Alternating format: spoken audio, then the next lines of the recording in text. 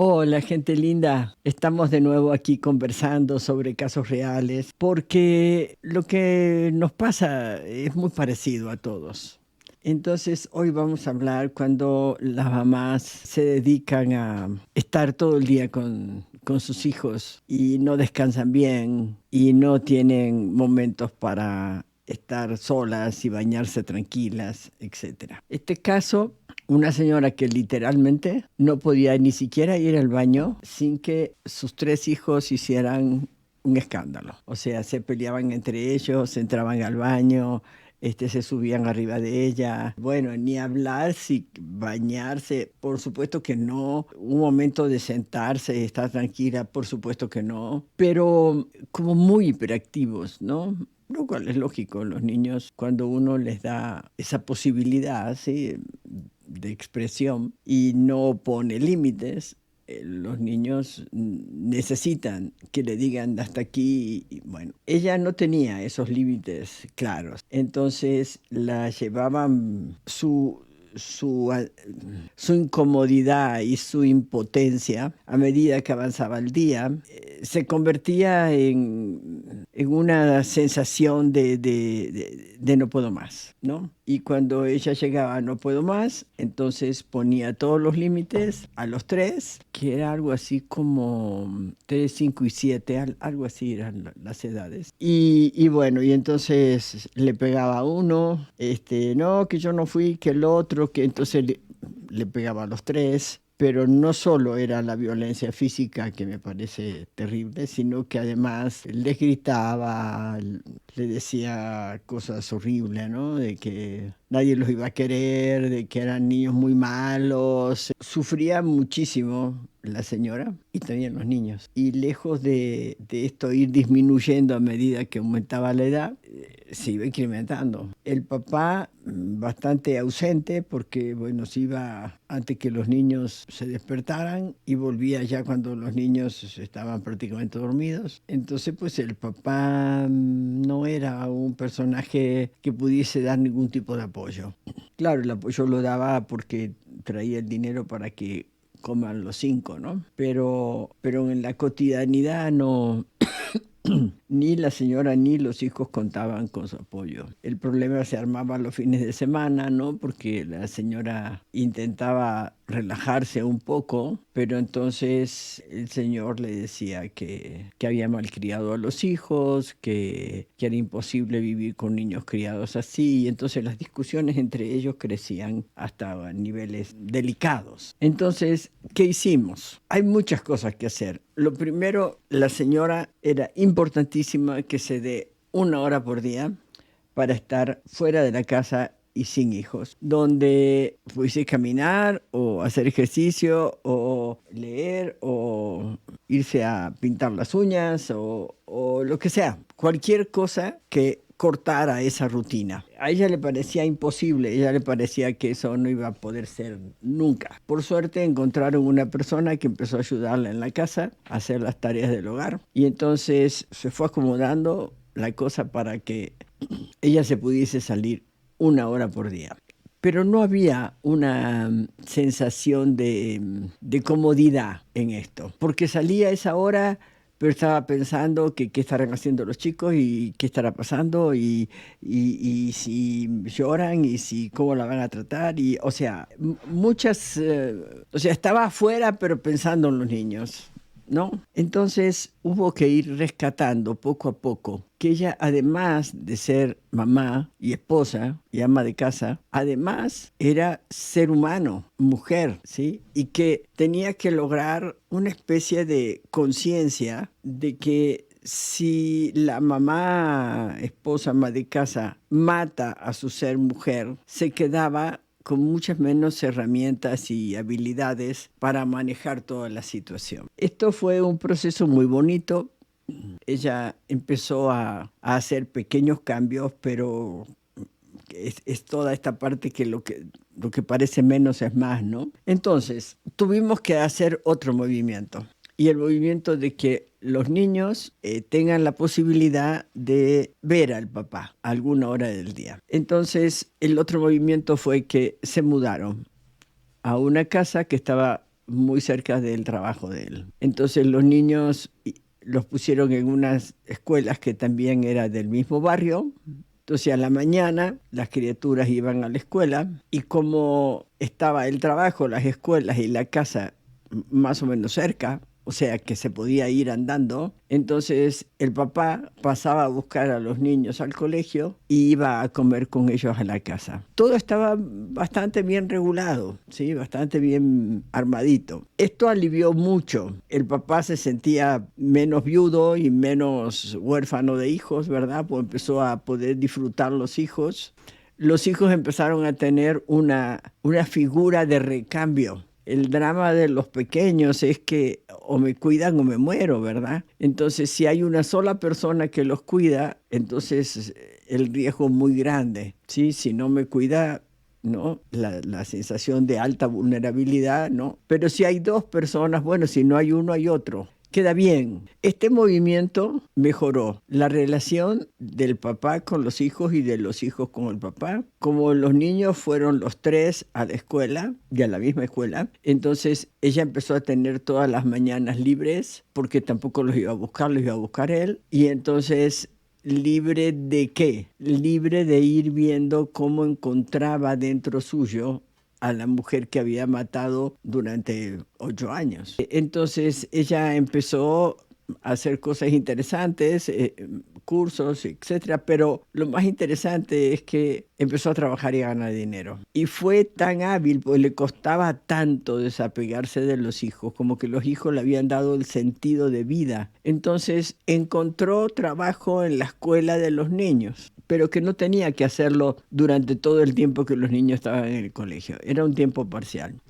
Entonces, los niños en el colegio, la señora a tiempo parcial ganando dinero, el señor haciéndose cargo de recogerlos en el colegio y ir a comer a la casa. Entonces, estos movimientos mejoraron la actitud, la disposición y le ayudaron a ella a regular su carácter. Y si se desesperaba o si se sentía impotente, había que tomar decisiones. Y las decisiones tienen que ser siempre dirigidas hacia uno mismo en cuanto a límites. Ella pretendió durante todo el tiempo de gritos y manazos y etcétera, ponerle límite a los niños, pero eso funciona siempre de una manera muy escasa y además el nivel de violencia tiene que ir subiendo, ¿no? Entonces no es una buena idea. ¿En qué sentido no es una buena idea? No es una idea que solucione las cosas, los problemas. Los dos movimientos hicieron que ella empiece a ver a cada uno de sus hijos, pero por separado. Es importante que, por ejemplo, desde la línea Montessori, nos dan cada niño a cada edad es un ser diferente y necesita cosas diferentes. Entonces, no se puede tratar al niño de 3 y al de 7 de la misma manera. La relación con los hijos la fue construyendo de dos en dos, o sea, biunívocamente, ¿sí? La relación que tenía con el pequeño tenía que ser diferente a la del medio y diferente a la del más grande. Dejó de sobrecargar al más grande de que cuide al chiquito, eso se acabó también. Y se acabó es que tu padre no hace nada. Ok, ¿qué pasa con los niños cuando la madre critica al padre y el padre critica a la madre? O cuando se pelean adelante de los niños y entonces se dicen cosas horribles. ¿Qué pasa? Lo que pasa se llama algo así como alienación parental. Y es un delito. ¿Por qué? Porque si quieren a la mamá, están traicionando al papá. Pero si quieren al papá, están traicionando a la mamá. Entonces, no pueden querer a ninguno de los dos, pero los necesitan para su crecimiento, ¿sí? Entonces están como enjaulados, están en una situación que genera un trauma. Más los insultos, los gritos, los golpes, etcétera. Estos niños eran niños que por un lado no tenían como un comportamiento estructurado, ¿sí? Saltaban, brincaban, o sea, eran terriblemente inquietos. Pero esa inquietud física estaba respondiendo a esa profunda incomodidad de ir creciendo en un ambiente donde nada de lo que hicieran generaba satisfacción en los adultos. Hubo que trabajar con los niños, ya saben, ¿no? Pintar, cortar el pasto, nadar. Se fueron haciendo, pero cada quien, no los tres juntos como si fuese una sola masa, tratando de ver quién es este niño y qué necesita este niño. Y el de 3, pero el de 5, ¿quién es este niño? ¿Y qué necesita en su proceso de desarrollo un niño de 5? Lo mismo con el de 7. Y esto intervino bastante mejor el papá. Y entonces el que la mamá y el papá logren hacer relaciones biunívocas con cada uno de los niños fue tranquilizando a los niños. Ya no tenían que competir para ver quién era el más travieso, quién saltaba más alto de arriba de los muebles, se correteaban en la casa. ¿Por qué? Porque cada quien fue encontrando una actividad que los nutría, que los inspiraba, ¿sí? Y podían hablar con la mamá y podían hablar con el papá, pero sentirse único, porque la conversación de los adultos estaba enfocada a las necesidades específicas de la edad de la criatura. Sí fue un proceso largo, hubo que hacer muchos movimientos, pero cuando los dejé de ver, para mí fue una gran satisfacción, porque no solamente la madre se convirtió en una mujer que disfrutaba la maternidad, además recuperó al marido, el marido recuperó a la mujer porque ella pudo separar entre mujer y madre y alimentar las dos, autoimagen, ¿sí? Y autoestima y autoconcepto. Y entonces se dieron un espacio para la pareja y otro espacio para la familia. Los niños fueron, al diferenciarse, fueron cada quien adquiriendo características más auténticas y sin competencia entre ellos. Se trabajó mucho la comunicación sin violencia y se trabajó mucho el que vieran a los padres apoyándose. ¿Cómo? No es que si yo pienso esto, tú tienes que pensar lo mismo, no. Fue algo todavía más bonito, ¿no? Por ejemplo, el mayor iba con la mamá y le decía, ¿me dejas ir a jugar con el vecino? Y la mamá le decía, no, termina las tareas, ¿no? Y entonces se iba con el papá. Oye, voy a jugar con el vecino media hora y después hago las tareas. Y el papá le decía, sí, ve. Y entonces la mamá, venía el niño con la mamá y le decía, mi papá me dejó ir a jugar con el vecino. Y entonces la mamá le decía, bueno, tu papá piensa que así está bien. Yo pienso que no, yo pienso que tú tienes que hacer las tareas y después ir a jugar. Y no al revés. Pero nunca, ya no había discusión de quién tenía la razón. Ah, tu papá piensa eso, yo pienso distinto. Cuando esto se hace en un ambiente de armonía, entonces el chico va aprendiendo que hay distintas maneras de pensar la vida y de comportarse en la vida. Y entonces empieza a suceder algo muy hermoso, que empiezan a vincular conducta con consecuencias. Y esta, que es la segunda función de control de la conducta en los lóbulos prefrontales, esto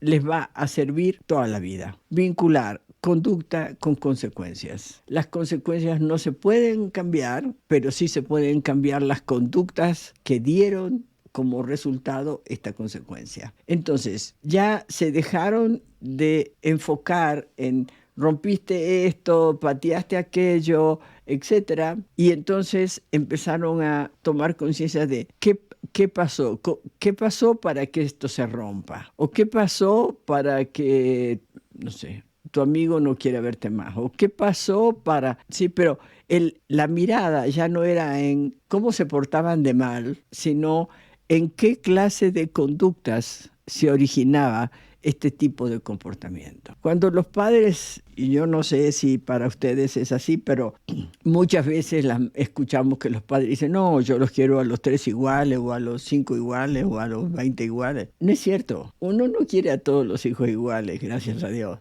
¿Por qué? Y porque cada hijo es diferente. Y entonces cuando nos relacionamos con cada uno de ellos, sentimos cosas diferentes. Somos distintas mamás para cada uno de ellos. No, yo los crié a los tres igual y mira cómo salieron. No, es que no se puede eso. Claro, tienes criterios que lo compartiste con los tres, pero el significado de la comunicación está en la respuesta. Si los niños respondían de manera distinta a eso que tú hacías igual, es porque son seres humanos distintos. Y entonces la comunicación con cada uno de ellos, pues es diferente. Y a veces es cierto que tenemos más afinidad con un hijo que con el otro. Y no siempre es así. A veces hay etapas en que somos más afines a uno y etapas en que somos más afines a otros, dependiendo de cómo van evolucionando no solamente los niños, sino también los adultos. Cuando uno puede tomar conciencia de esto, la vida es más bonita, más armónica, más cuidadosa. Y yo les quiero sugerir a todas las mamás, papás, un libro que se llama Los niños sí vienen con manual. Esta es la educación del tipo Montessori, ¿verdad? Y pueden encontrar muy buenas reflexiones acerca de cómo son los niños a cada edad y qué necesitan. Y el que nosotros como padres podamos tener este tipo de conversación nos convierte en mejores seres humanos para uno mismo, para nuestros hijos y para nuestra pareja. Los dejo hasta la próxima.